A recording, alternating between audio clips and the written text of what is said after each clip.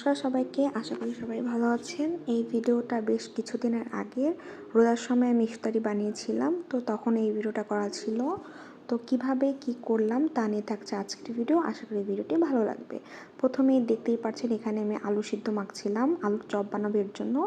আলুগুলো প্রথমে সিদ্ধ করে নিয়েছি, এরপর পেঁয়াজটা হালকা ব্রাউন করে নেব। এরপর এখানে কয়েকটা শুকনো লঙ্কাও ভেজে নিয়েছিলাম, কয়েকটা কাঁচা লঙ্কা কুচি আর ধনে পাতা দিয়েছিলাম। এটা বিলাতি ধনে পাতা ছিল। পরিমাণ মতো লবণ দিয়ে ভালোভাবে মেখে নিয়েছি। এখানে আমি এক্সট্রা কোনো কিছুই দিইনি। এরপর সুন্দর করে ছোট ছোট শেপ দিয়ে আমি আলুর চপের মতো করে রেখে দিয়েছি এক সাইডে।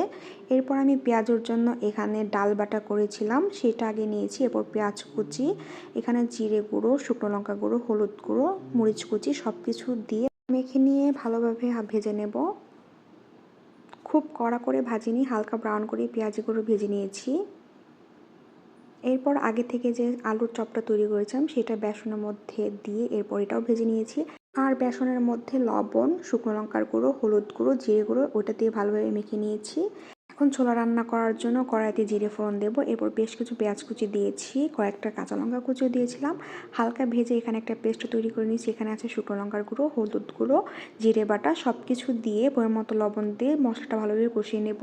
এরপর আগে থেকে আমি এটা প্রেসার কুকারে সিদ্ধ করে নিয়েছিলাম ছোলা আর ডাবরি, আমি দুটো একসাথেই করি। এরপর বেশ ভালোভাবে মিশিয়ে নিতে হবে। আর সবশেষে আমি গরম মশলা দিয়েছি। ছোলাটা আমি খুব বেশি শুকাইনি, একটু মাখামাখি রেখেছি যাতে মুড়ি দিয়ে মাখলে মুড়িটা সুন্দরভাবে মাখা হয়।